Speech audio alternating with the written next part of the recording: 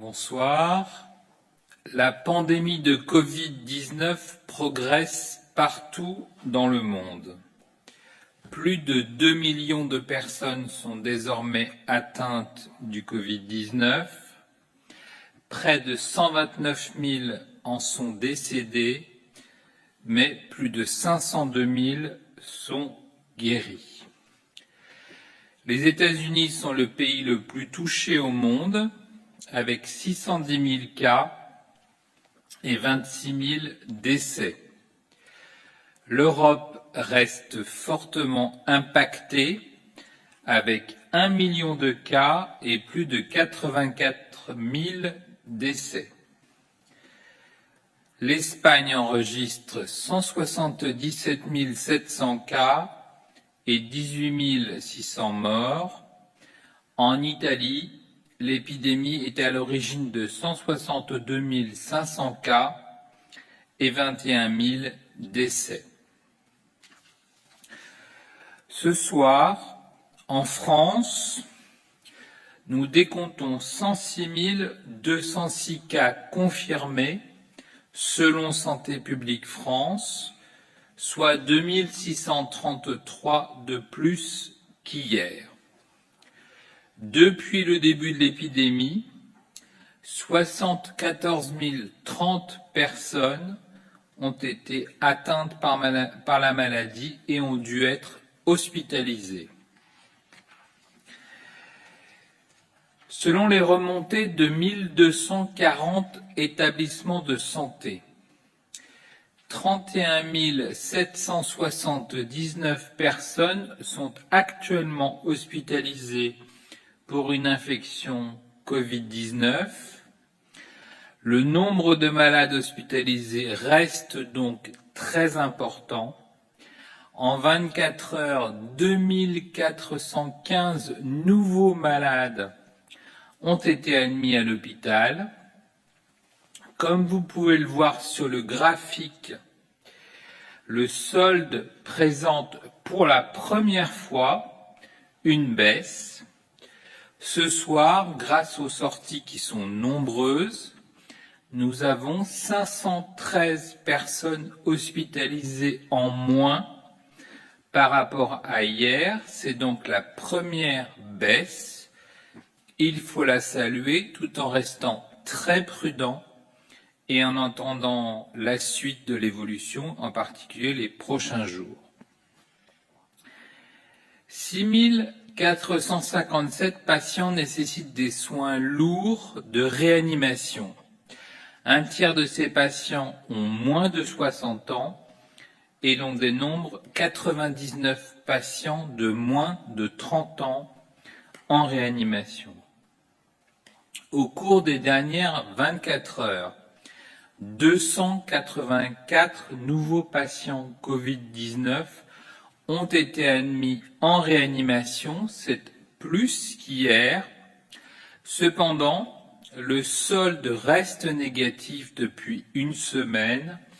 Comme vous pouvez le voir sur ce second graphique, aujourd'hui, le solde est de 273 patients en moins. Une légère baisse des besoins en réanimation se confirme. Il faut noter qu'il existe toujours de fortes tensions dans certaines régions. Dans les Outre-mer, Guadeloupe, Guyane, Réunion, Martinique, Mayotte, on relève 134 personnes hospitalisées, dont 40 en réanimation. Au total, depuis le début de l'épidémie, c'est près de 31 000 personnes hospitalisées qui sont rentrées à domicile, sans compter les dizaines de milliers de personnes guéries en ville, sans passage par l'hôpital, et c'est une bonne nouvelle. Nous avons donc encore de nombreuses hospitalisations et beaucoup de passages en réanimation, mais aussi de plus en plus de patients qui quittent l'hôpital, et je m'en réjouis, c'est très important aussi pour soulager nos soignants qui donnent tellement d'eux-mêmes, mais vous le voyez, Vous le constatez visuellement, nous sommes bien face à un plateau, à un très haut plateau. La surveillance syndromique en population permet de recenser, de repérer l'activité en ville. Hier, les services d'urgence ont accueilli 2167 passages pour suspicion de Covid. À la suite de cette prise en charge, 36% des patients ont été hospitalisés. Cette proportion augmente avec l'âge et 3% des passages ont nécessité ensuite un transfert en réanimation. SOS Médecins recense 548 interventions hier en ville pour une suspicion de Covid au cours de la journée, ce qui représente 10% de l'activité totale, et l'activité est en baisse pour ce motif.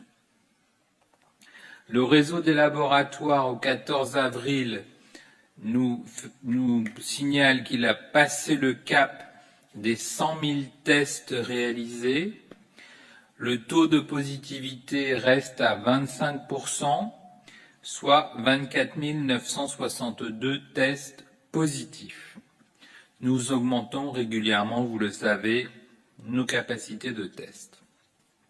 Nous sommes très attentifs à la situation des personnes les plus vulnérables dans les établissements sociaux et médico-sociaux. Au total, depuis le début de l'épidémie, 5 340 établissements sociaux et médico-sociaux ont déclaré des cas, 41 657 cas, dont 14 393 confirmés et 27 264 possibles.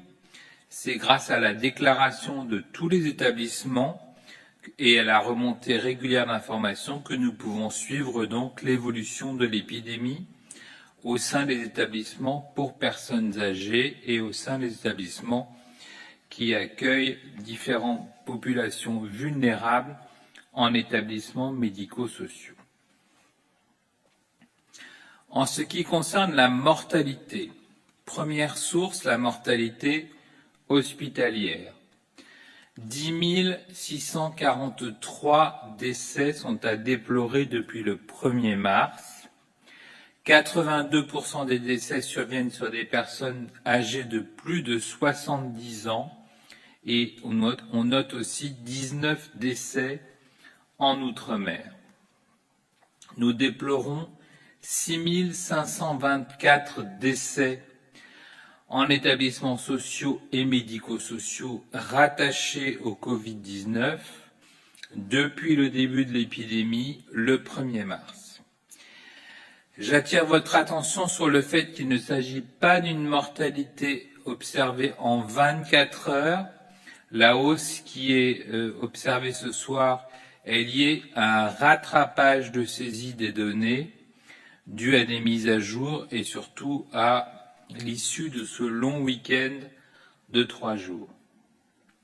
L'essentiel des décès observés en EHPAD, 6 339, et on note aussi 185 décès dans les établissements médico-sociaux non EHPAD. Depuis le 1er mars, en additionnant les décès survenus à l'hôpital et les décès survenus en institution, nous déplorons 17 167 décès en France en lien avec l'épidémie.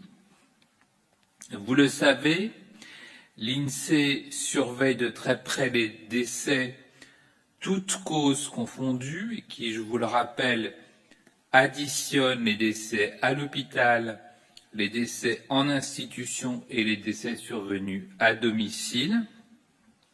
Il ne s'agit pas seulement des décès liés au Covid, mais bien de tous les décès survenus dans le pays. Nous aurons des données précises après étude de tous les certificats de décès. Cette analyse prend du temps. Je vous rappelle qu'il y a chaque mois de mars en France entre 40 000 et 60 000 décès. Nous aurons des données exhaustives dans plusieurs semaines, mais d'ores et déjà, les certificats électroniques de décès sont en cours d'étude par les services de l'INSEE et par l'INSERM. Ces données permettent de pouvoir comparer les décès sur différentes années et de mois à mois. Ainsi, nous pouvons parler de mortalité ou de surmortalité, toutes causes confondues par rapport à l'attendu. Nous notons ainsi une évolution de la mortalité, toutes causes confondues en France, avec un excès détecté depuis la mi-mars. À l'échelon national, la mortalité atteint un niveau d'excès exceptionnel en semaine 14. La semaine 14, c'est celle du 30 mars au 5 avril, avec un excès de 57%. L'excès de décès par rapport à la mortalité attendue commence à apparaître aussi en semaine 15, la semaine du 6 au 12 avril. À l'échelon régional, pour cette même semaine, on observe un excès de mortalité déjà dans 3 régions, la région Île-de-France, la région Grand Est et la région Bourgogne-Franche-Comté. Et cet excès apparaît aussi pour la semaine 15 dans 21 départements qui présentent un excès de mortalité qui sont issus des mêmes régions, Île-de-France, Grand Est, Bourgogne-Franche-Comté, ainsi que Centre-Val de Loire. Vous le constatez ce soir, la pandémie du Covid-19 est toujours active. Nous devons rester vigilants, maintenir l'application stricte des gestes barrières, être attentif à la distanciation physique permanente d'1 mètre entre chaque personne, à la distanciation sociale avec la réduction drastique des contacts quotidiens. Il est indispensable de respecter le confinement pour que nos efforts communs portent leurs fruits, continuent à porter leurs fruits pour soulager le personnel soignant, éviter des drames humains et sauver des vies. Vous le savez, tous les patients qui ont besoin d'un suivi de leur pathologie chronique doivent avoir accès aux soins dès maintenant, avec l'ensemble des professionnels dont ils ont besoin. Le développement de la télémédecine, le développement du télésuivi sont des réussites. Ce suivi est nécessaire, indispensable pour éviter toute décompensation de la maladie chronique. Je tiens à vous rappeler qu'il est indispensable de poursuivre ces soins et le suivi des maladies chroniques avec son médecin traitant, avec son médecin spécialiste, avec le service hospitalier qui vous suit. Des circuits spécifiques de prise en charge pour les malades de Covid existent, mais parallèlement, des parcours spécifiques permettent de prendre en charge tous les patients non atteints par la maladie afin qu'ils ne croisent pas de patients malades. Donc je vous encourage encore une fois à consulter votre médecin traitant, à l'appeler, à appeler votre service hospitalier qui vous suit régulièrement car vous avez besoin de ce suivi si vous êtes atteint d'une maladie chronique. De la même façon, si vous pensez être atteint d'une maladie aiguë, si vous avez besoin d'un avis médical, il ne faut pas hésiter à appeler. Et puis évidemment, en cas d'urgence vitale, je vous rappelle le numéro 15. Comme l'avaient annoncé les ministres Marlène Schiappa et Olivier Véran, l'accès à l'interruption volontaire de grossesse médicamenteuse en ville a été adapté pour permettre aux femmes de pouvoir en bénéficier par téléconsultation. L'arrêté a été publié ce matin. Des fiches d'information pour les professionnels ont été diffusées. Cela signifie concrètement que les femmes qui le souhaitent et si leur état de santé le permet pourront faire leur première consultation d'information par téléconsultation, mais aussi récupérer les médicaments nécessaires à l'interruption volontaire de grossesse auprès de leur pharmacien, la prise de médicaments, puis la consultation de contrôle post-IVG pourront aussi être réalisées par téléconsultation. Le délai de l'IVG médicamenteuse en ville a été allongé de 7 à 9 semaines d'aménorrhée après avis de la Haute Autorité de Santé. Je le rappelle, l'IVG médicamenteuse à ces termes se fait déjà dans certaines indications. Cet allongement est une des réponses pour garantir un accès à l'IVG avec des protocoles déjà inscrits dans de nombreuses recommandations internationales. Je tiens à insister, l'IVG est un droit que nous devons garantir dans le contexte que nous vivons. Je sais pouvoir compter sur tous les professionnels engagés, en ville comme à l'hôpital, pour que toute femme en demande d'IVG y ait accès. Je tiens une nouvelle fois ce soir à me joindre à vos remerciements quotidiens pour toutes les personnes mobilisées dans la lutte sans merci contre cette épidémie. Je remercie évidemment tous les professionnels de santé. Je remercie tous ceux qui les aident au quotidien par des actions de proximité, de solidarité, de fraternité. Et je remercie évidemment toutes celles et tous ceux qui se sont mobilisés en respectant jour après jour le confinement et qui poursuivront ce confinement en restant chez eux pour sauver des vies. Je vous remercie. Une question de RMC.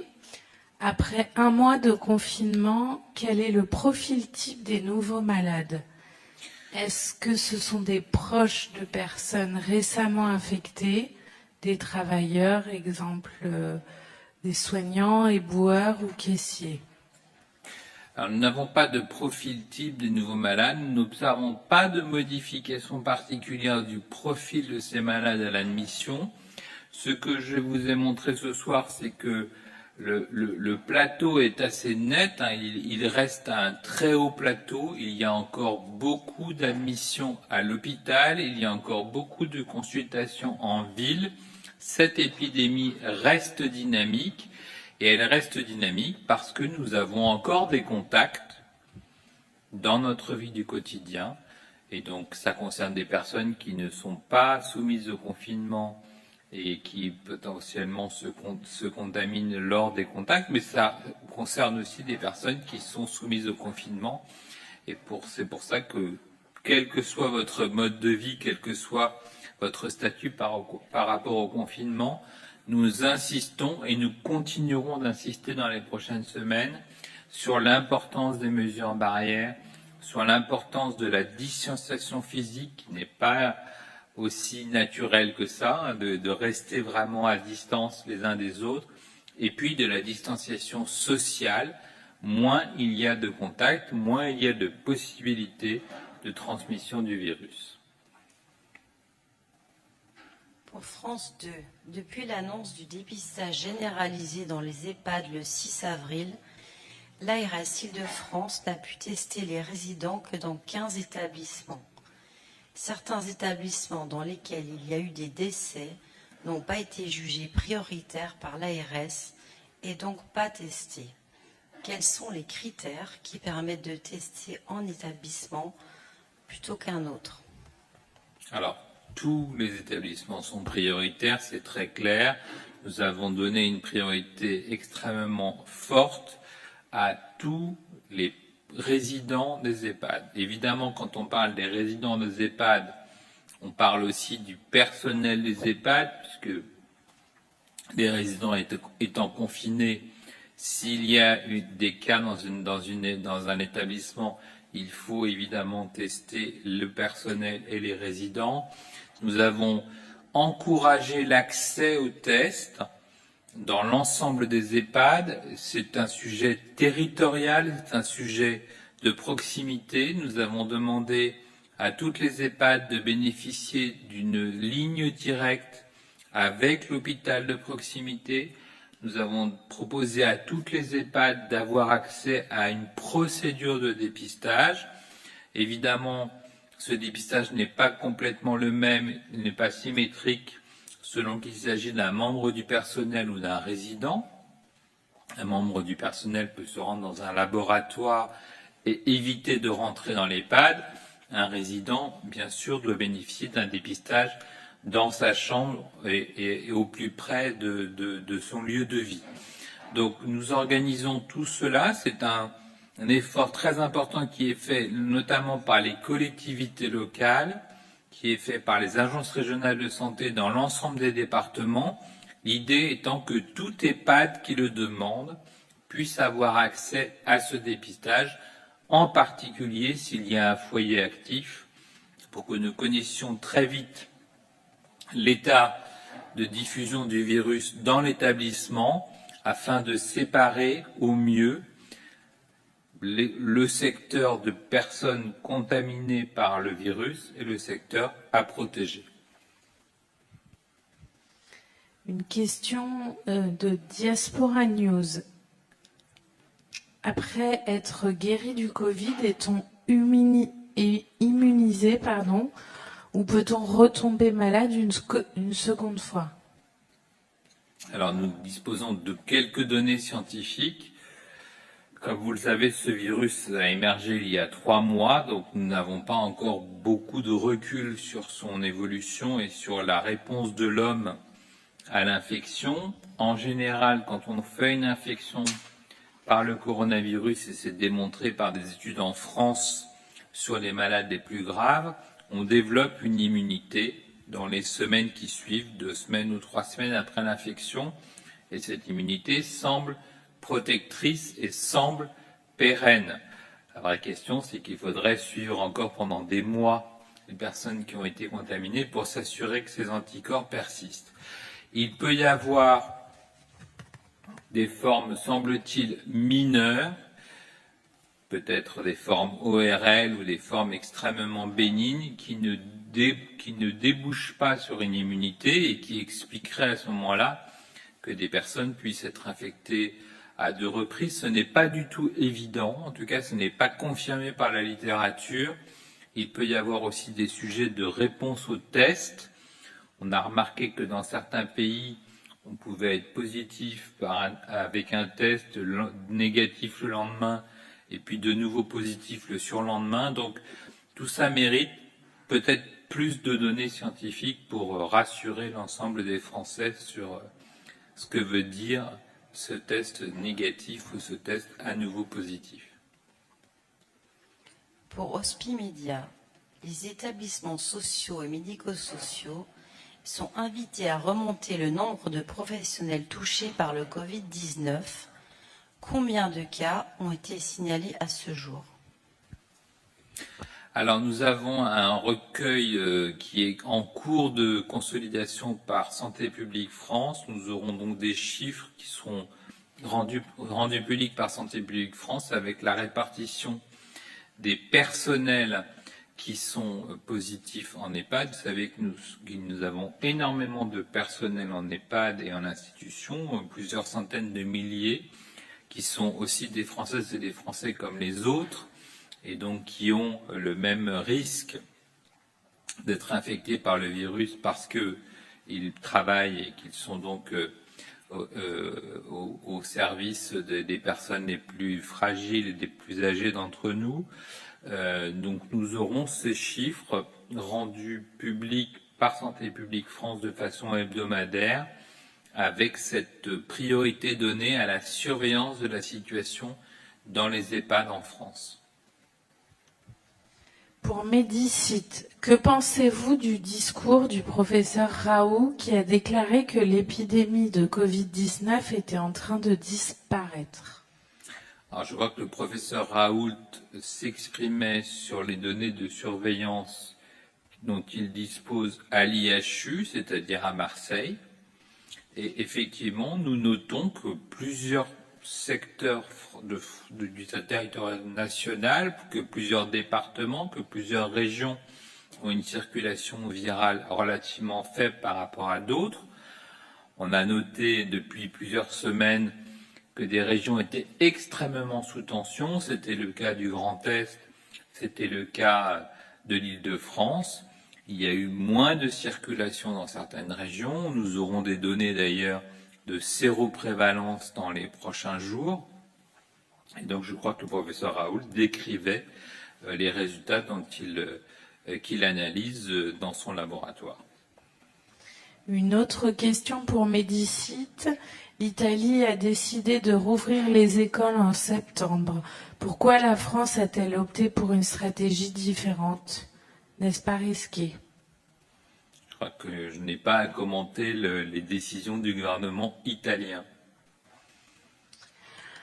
Une dernière question de Médicite. Avez-vous prévu des mesures ou des stocks spéciaux comme les masques et les gants en cas de deuxième vague?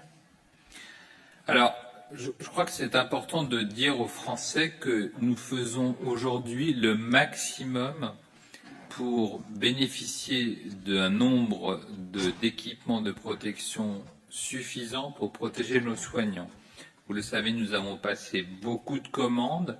Nous avons encouragé la production nationale de masques en particulier, de masques chirurgicaux, de masques P2. Nous importons aussi des quantités très importantes de masques de l'étranger. Et donc ce stock va permettre de répondre évidemment aux besoins actuels et aux éventuels besoins ultérieurs. Donc nous nous mettons en situation de gérer en permanence un risque de diffusion virale et de protéger en permanence nos soignants. Une question pour la PM. Des masques FFP2 sont-ils bien distribués dans les établissements et services de psychiatrie? Car même si les professionnels ne font pas de gestes invasifs en tant que tels, les masques chirurgicaux ne suffisent pas forcément quand on travaille avec des patients qui peuvent être agités ou imprévisibles. Alors nous avons demandé aux sociétés savantes ainsi qu'au Haut Conseil de santé publique de définir l'usage des masques pour les soignants. Il a été très clairement dit à la fois par la Société française d'hygiène hospitalière, par le Haut Conseil de santé publique, par l'Organisation mondiale de la santé, que pour un soignant qui est exposé à un malade, le masque chirurgical est suffisant. Le masque FFP2, qui est un masque particulier, est réservé à des actes invasifs, en particulier en réanimation, lorsqu'il y a un risque d'aérosol. Et donc tout cela a été parfaitement cadré, tout ça est parfaitement rappelé par l'ensemble des sociétés savantes. Pour TF1 LCI, pourquoi le gouvernement refuse de donner aux médecins étrangers des fonctions médicales alors que le corps médical demande des moyens supplémentaires? Alors c'est un dossier qui est suivi de très près par la Direction générale de l'offre de soins qui gère les professionnels de santé. Et vous savez que nous avons déjà donné accès en particulier aux médecins à diplôme européen et donc pour les médecins dits PADU, c'est-à-dire médecins praticiens ayant un diplôme étranger hors Union européenne, il y a une démarche qui est en cours avec la Direction générale de l'offre de soins. Une deuxième question pour TF1 LCI. Le professeur Delfrécy a émis des réserves concernant l'immunité des personnes déjà contaminées par le Covid-19. Quelle est la position de la DGS? Alors, il n'y a pas de position de la DGS par rapport à la position du professeur Delfrécy, parce que le professeur Delfrécy ne fait que rapporter ce que je décris, c'est-à-dire en pratique l'absence encore de connaissances solides sur l'immunité acquise après l'infection. Donc il ne fait que traduire l'état actuel des connaissances scientifiques. Il n'y a pas encore beaucoup de connaissances sur des dizaines de milliers de malades avérés qui sont devenus ensuite, quelques semaines plus tard, séropositifs et pour lesquels on saurait dire que ces anticorps sont protecteurs et que ces anticorps vont les protéger pendant des mois, puisque aujourd'hui, aucun malade n'a d'anticorps depuis plus que 2 mois ou 3 mois. Même les malades chinois qui ont été pris en charge au mois de janvier, au mois de février, on n'est finalement qu'à peine 2 mois plus tard. Donc il va falloir du recul et parfois les données médicales mettent du temps, les données scientifiques mettent du temps à être consolidées, même si effectivement ces questions sont parfaitement légitimes. Une autre question pour TF1 LCI. Est-ce qu'il y a des informations à communiquer sur le Charles de Gaulle et le nombre de personnes contaminées? Je ne dispose pas de ces informations et je crois que le ministère des Armées fait le maximum pour prendre en charge ces personnels. Question pour RFI. Vous avez recommandé aux personnes fragiles de rester confinées après le 11 mai. Mais à quoi cela peut-il servir si leur conjoint reprend le travail ou si leur enfant en bas âge est incapable d'observer les mesures barrières à la crèche ou à l'école? Alors effectivement, nous allons devoir élaborer avec le gouvernement, avec l'ensemble des secteurs concernés, des bonnes pratiques pour protéger au mieux les personnes vulnérables à l'issue du confinement. Vous savez que nous parlons de personnes âgées, nous parlons de personnes qui ont des pathologies chroniques, qui ont des fragilités particulières. Et évidemment, il faudra tenir compte de leur environnement puisque nous aurons effectivement des situations individuelles particulières. Et il faudra, je le dis aussi, continuer tous nos gestes barrières, nos mesures de distanciation physique, nos mesures de distanciation sociale. Si une personne reste confinée pour une raison X ou Y, en raison de son âge ou d'une pathologie, il faudra qu'on soit très attentif quand on va la voir à domicile. Il y aura le sujet des EHPAD aussi qu'il va falloir traiter, puisque c'est un sujet évidemment très douloureux pour beaucoup de Français, cette difficulté de ne pas pouvoir aller rendre visite à ses grands-parents. Mais je pense qu'il va falloir que nous adoptions tous, dans les semaines et dans les mois qui viennent, ces mesures barrières, ces gestes assez peu naturels de distanciation physique et sociale pour protéger en permanence les personnes les plus vulnérables. VL Média, à partir du 11 mai, toujours, envisagez-vous de mettre en place un dispositif de prise de température des personnes entrant dans un lieu public, comme cela se fait dans certaines régions en Chine? Alors, c'est une question qui est compliquée. Je pense que la vraie réponse française, elle est la même depuis le début.